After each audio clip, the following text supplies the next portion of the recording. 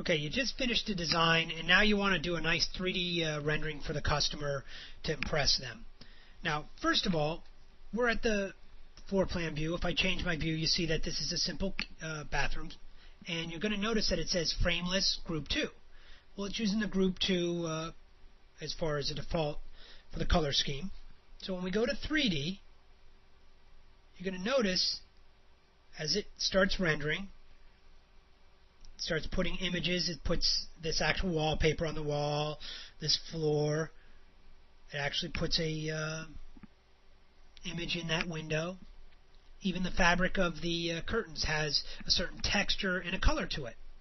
Now, what makes a rendering nice is that it comes in, it uses lighting, and it casts shadows, and it figures out where things are so that it gives depth. Now, the more light you add to something, the more real something's going to look, because light comes from everywhere. Now, with this on the textures, we also want to change it to make it more real.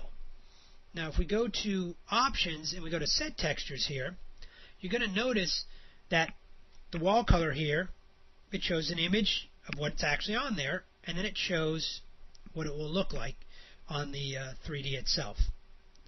Now, if I don't want buds for wallpaper, I could come to Paint, for example. Now, when I click on Paint, there's a color there. I could click on this to change it, but I'm going to go ahead and set it and say that's what I want. When it goes to re-render, it will use this. Now, if I go to Group 2 Cabinet, you're going to notice that it's on oak. Well, I can always come in and say I want to use a different, let's go melamine. But we don't want that color, so we click on it, and we just come to a white color here. Click on it, it says Group 2 Cabinet. I go to Set It, Close, and now that's going to use that for the rendering. Now, another thing I'm going to do is click on the floor. Notice that floor matches that right there. I don't like that particularly.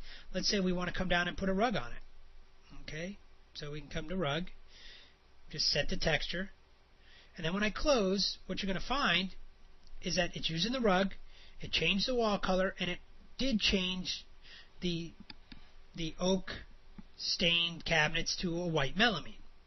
Now, and these look like more like a RTF type door. Now, if that's not what you want, you can always come back and change it. You see the countertop right here?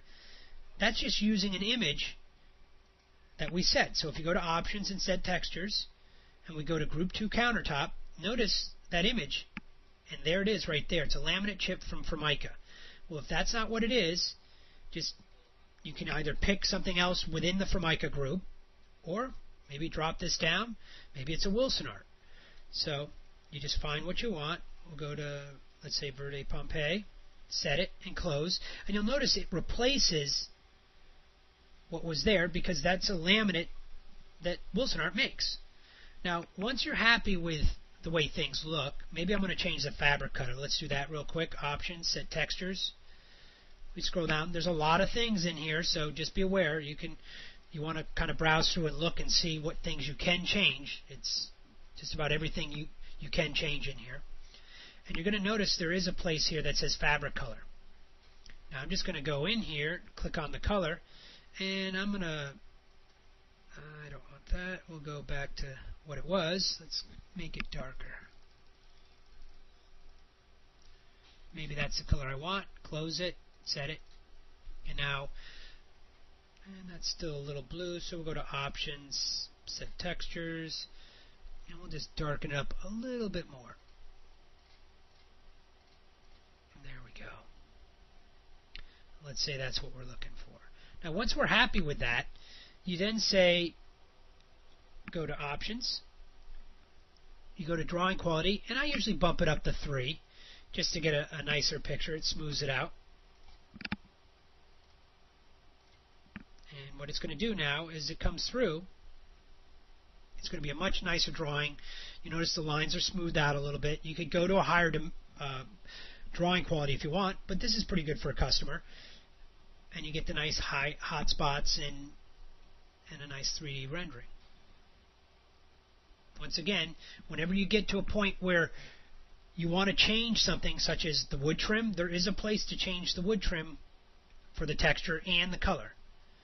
And if you wanted at any time, if you wanted one wall to just have like bricks on it, for example, there's a way of doing that in the program. You just have to go to the wall section and pick one wall out of all the walls and just set it to the brick texture, which is under other.